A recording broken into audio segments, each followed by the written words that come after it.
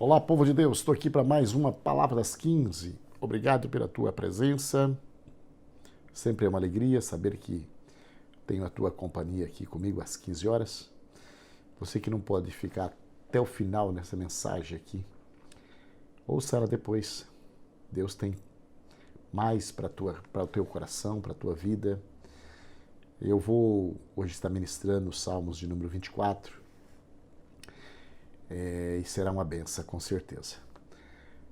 Fica comigo aí até o final, eu não vou demorar, volto já e a gente já começa a ministração da palavra. Até daqui a pouquinho.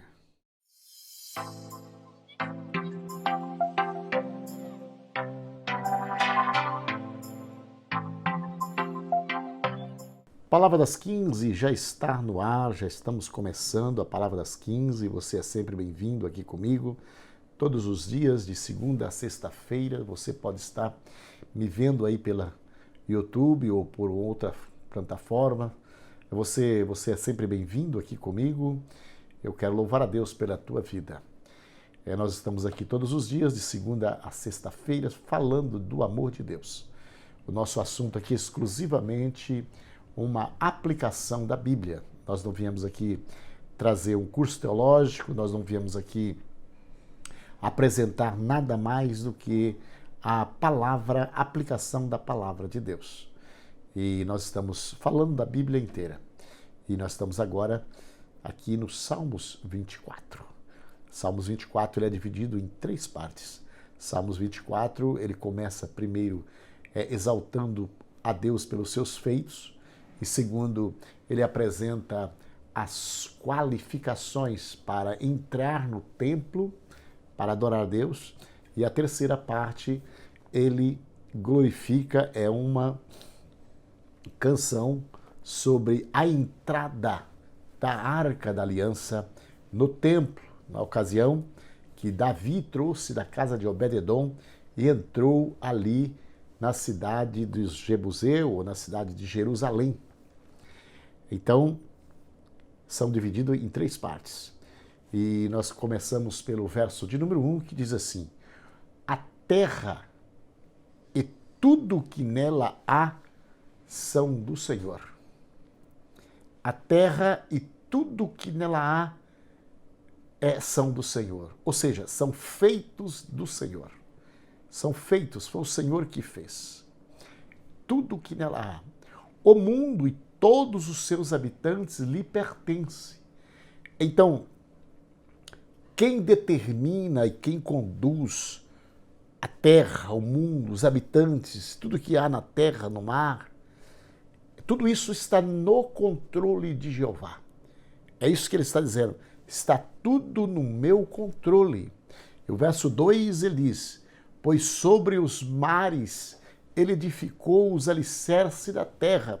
Uma expressão de maravilha, de estar sendo maravilhado com tudo isso. Ele parou para observar essas coisas e está muito maravilhado com isto. Pois sobre os mares ele edificou os alicerces da terra e sobre as profundezas do oceano a estabeleceu. Então, ele sobre as profundezas do oceano a estabeleceu. Ele fez o mar sobre os alicerces, ele fez a terra sobre os alicerces do mar. Então, ou seja, sobre os mares ele edificou o alicerce da terra, fez a terra sobre os alicerces do mar. Ou seja, a profundeza do mar, o fundo do mar, que tem a terra, e dali ele formou. Ele está tentando trazer uma explicação aqui, com um gesto de admiração pelos feitos de Deus. Portanto, esses dois versos falam sobre as maravilhas de Deus, digna de ser observada, digna de ser admirada, porque tudo é de Deus. Você é de Deus, seu filho é de Deus, sua casa é de Deus. A sua família é de Deus, o mar é de Deus, os montes são de Deus, as o que existem, os animais marítimos são de Deus, as aves dos céus são de Deus. Então tudo que há é de Deus, porque tudo foi criado por Deus, feito por Deus, iniciado pelo Deus que fez os céus e a terra. E aí quando ele entra no versículo de número 3, ele falou que tudo que há é de Deus. Logo, se esse Deus construiu tudo isso, e tudo isto é de Deus, e tudo que pertence é de Deus, era para entrar neste templo deste Deus, não é de qualquer maneira. Então, aí ele entoa esta canção. Primeiro ele fala que tudo que há é de Deus e tudo pertence a Deus e Deus está no controle de tudo. Logo ele diz, este Deus tem um templo, mas para entrar nesse templo existem requisitos, requerem uma exigência. E aí ele entra na segunda parte dos Salmos, dizendo, quem pode subir ao monte do Senhor? Qual Senhor? O Senhor que fez os céus, que fez a terra e que tudo está na mão dele, no controle dele e pertence a ele. É esse Senhor. Quem pode permanecer em seu santo lugar? É um lugar santo. O monte é do Senhor. Este monte é o monte aonde está o templo, onde estava o templo ali em Jerusalém. Então, ele está falando deste monte. E o verso 4 ele diz, aí ele explica quem é que pode participar disto. Ele diz, somente os que têm as mãos puras. Porque aí quando a gente está falando sobre isso aqui, eu estou falando aqui de uma forma literal, mas você trazendo isto figurado e faz alusão, esse monte de Deus, hoje, Deus pertence ao Deus hoje está sentado, está ao céu. Deus está no céu, no excelso, nas alturas. Deus é o lugar que todos salvos esperam ir um dia. Então a gente, aqui é uma figura da Jerusalém celeste, aonde só entrarão salvos, só entrarão os lavados, remidos pelo sangue de Jesus Cristo, os comprados pelo sangue de Jesus Cristo, os que se arrependeram e que se entregou a Ele, tem-o como Senhor e Salvador da sua vida. Esta é a réplica aqui, é um retrato da Jerusalém celestial. E ele começa dizendo, somente os que têm as mãos puras, ou seja, as suas mãos, elas estão limpas e o coração limpo. Mãos puras e coração limpo, porque o coração pode estar sujo e a mão demonstrando limpeza. Na verdade, tem que combinar com as duas. Mãos limpas e coração limpo. Esses que assim estão, então eles poderão habitar no monte de Deus, poderão entrar no templo de Deus. E continua dizendo, somente os que têm as mãos puras e o coração limpo, que não se entregam aos ídolos. Então, se entregar aos ídolos é um impedimento, é uma condição para entrar no templo do Senhor. Somente os que entrarão no templo do Senhor é que têm as mãos puras, coração limpo e que não se entregou aos ídolos. Ele está dizendo a qualificação de quem é que pode,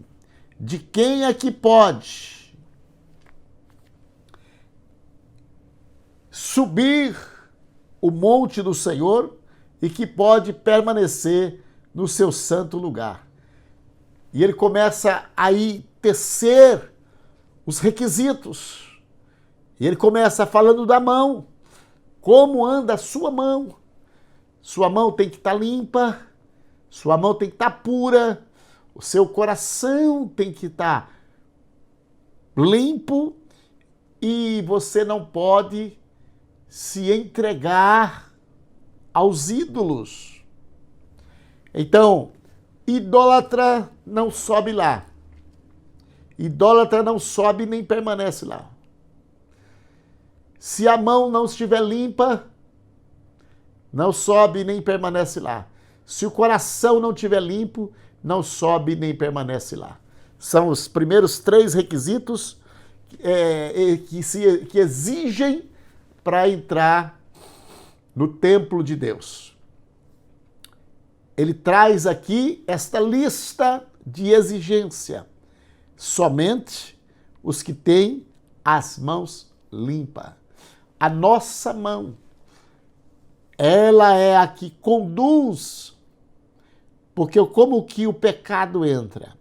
Ele entra pelos olhos, depois ele desce para o coração e depois a gente age na iniciativa. E todas as iniciativas de um ser humano começa as mãos ou os pés. Mas as mãos é que pegam. Os pés não pegam. É as mãos que pegam. Então, as mãos são responsáveis sobre os erros que impedem entrar no santo templo de Deus, no monte de Deus. As mãos é que impede, porque as mãos não podem estar sujas.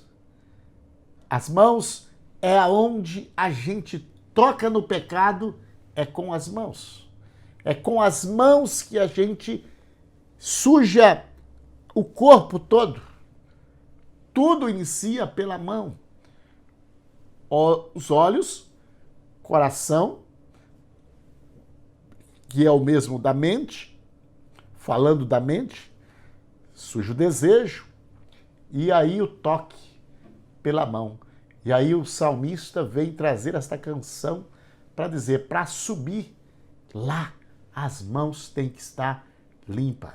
Palavra de reflexão à tarde desse dia para nossas vidas. Se nós querermos entrar no céu, precisamos seguir requisitos aqui. Esses requisitos aqui, eles são esclarecidos a este respeito. Então, nós falamos de 3 coisas, 3 requisitos. Primeiro, mão limpa, coração limpo, não se entregar aos ímpios, aos ídolos. Só nesse verso 4, quarto requisito, e não juram em falso. Se você não tem certeza e você não sabe, não faça esse juramento falso. Não jurar em falso. O que seria isto? Jurar em falso eu juro que é verdade o que eu estou falando. E se você está falando não é verdade, logo esse juramento, ele cresce esta maldade, cresce este pecado. Se você proferiu a mentira, é pecado. Se você usa a falsidade para provar a mentira, é pecado duplo. Então, quarto requisito, não julguem ou não juram em falso. E nem juro em falso. E nem juram em falso. Ou seja, falsidade nos juramentos impede a subir no monte de Deus e viver nos montes de Deus. E ele continua. Eles receberão a bênção do Senhor e a justiça de Deus de sua salvação. Quem não faz, quem não tem esses impedimentos, que são os requisitos citados, que impede a entrar no reino do Senhor, eles receberão a bênção do Senhor. A porta aberta, pode entrar, a bênção do Senhor e a justiça do Deus de sua salvação. Então, para aqueles que não têm a mão limpa, não têm a mão suja, coração sujo, não se entrega aos ídolos, não se julga falsamente, o que eles receberão? Bênção do Senhor. Então isso serve também para enquanto nós estivermos aqui.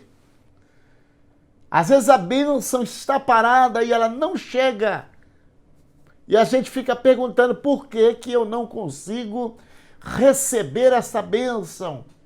E a palavra das 15 vem para te dizer, olha para a sua mão, olha para o seu coração, olha para a sua adoração, olha para as suas palavras. Glória a Deus. Se você estiver dentro dessa condição, a promessa de Deus, e é fidedigna aqui na tarde desse dia, é que você receberá bênção de Deus. Ou seja, as bênçãos de Deus, elas são condicionadas. A mão limpa, coração limpo, não tem envolvimento com ídolo e proferir verdades. Receberão a bênção do Senhor e a justiça de Deus para ou de sua salvação. Louvado, engrandecido o nome do Senhor. Ainda tem os 6. São esses os que buscam. Quem é que buscam? É o que está abençoado. É o que tem a justiça da salvação. Abençoado por Deus. Justiça e salvação. Pode entrar no templo, a mão está limpa, o coração está limpo, não se prostra a ídolo, não anda com mentira, com falsidade. São esses os que te buscam e adoram em tua presença, ó Deus de Jacó. Eles entram no templo e adoram na presença do Senhor sem nenhum problema. Eles podem ser recebidos, abençoados. Então eles adoram a tua presença para todo sempre, ao Deus Todo-Poderoso. São as qualificações exigidas para subir ao monte de Deus e para adorar a Deus. Eu repito aqui, para você que não viu o início, você tem que ter mão limpa, coração limpo, não pode prostrar a ídolo, adorar ídolo, não. E você não pode falar mentira.